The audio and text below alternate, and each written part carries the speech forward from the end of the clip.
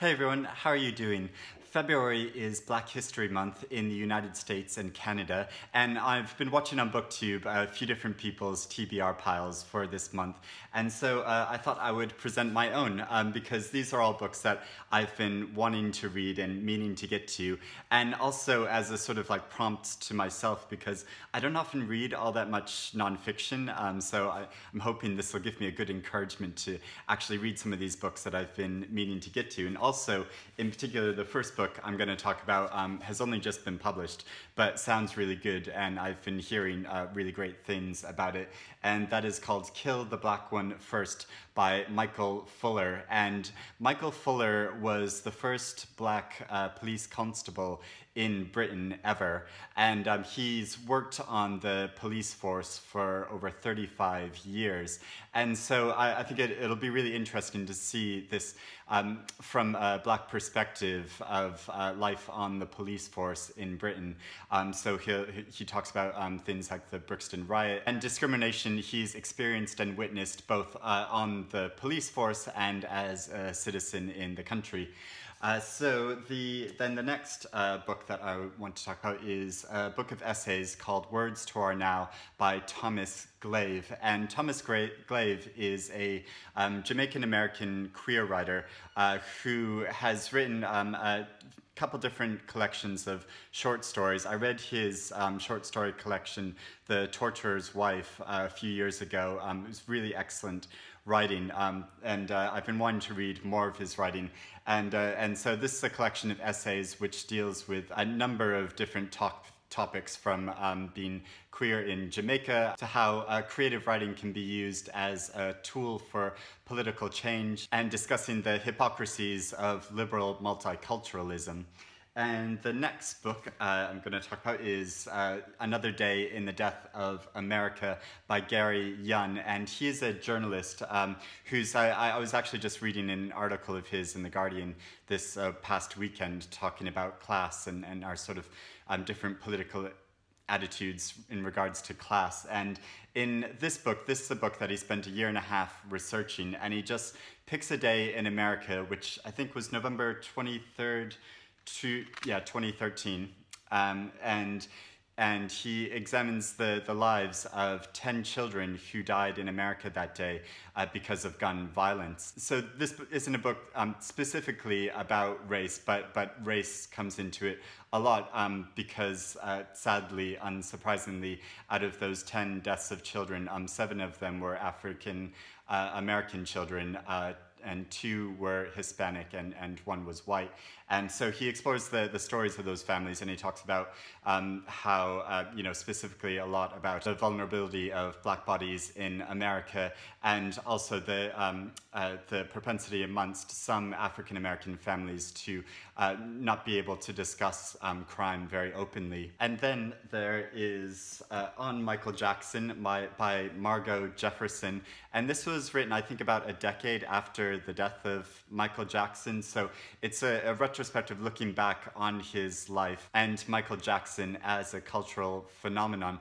And I would have imagined that everybody had heard of and knows who Michael Jackson is, but actually that's not totally the case. I read this memoir a little while ago called Insomniac City by Bill Hayes, and Bill Hayes writes in this about his life with his long-term partner, the neurologist and writer Oliver Sacks. And one section in this, he talks about how when Michael Jackson died, he mentioned this to Oliver Sacks, that Michael Jackson died. And Oliver Sacks replied, "Who is Michael Jackson?"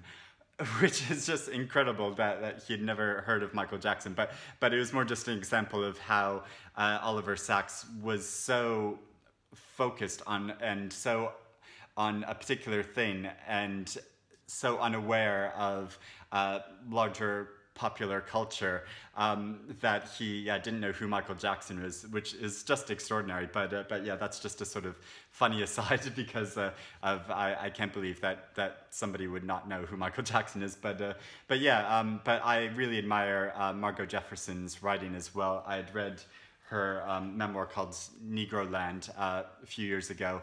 It's a really excellent memoir about about classism within the African American community. And so yeah, this is a book I've been really wanting to get to.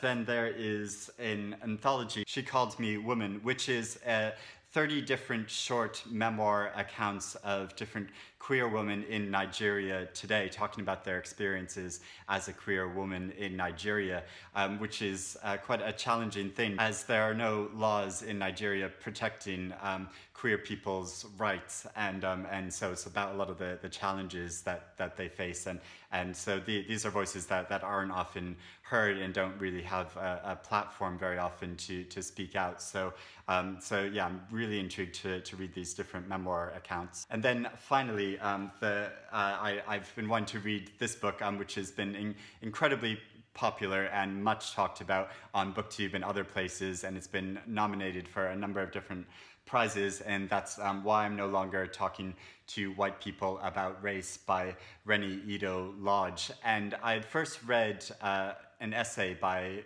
Reni Eddo-Lodge in the anthology The Good Immigrant a number of years ago, which is a really good essay, and I really admire her writing, and so I've been wanting to read this, which covers a number of different issues, from the erasure of Black history to whitewashing in feminism, to links between race and class. And so yeah, I'm really eager to read this, and also it has a quote on the top from Marlon James, who calls it essential, and so I just want to stick in there too as a endorsement to read Marlon James' new book, Black Leopard, Red Wolf, which I've been talking about so much, and I've been talking about it so much that I'm sure everyone must be convinced that I must be like working on the publicity for this novel or something, or be paid to endorse it, which I'm not being paid to endorse it. I just loved the experience of reading this epic fantasy novel, which takes into account a lot of different African history, which a lot of people aren't aware of.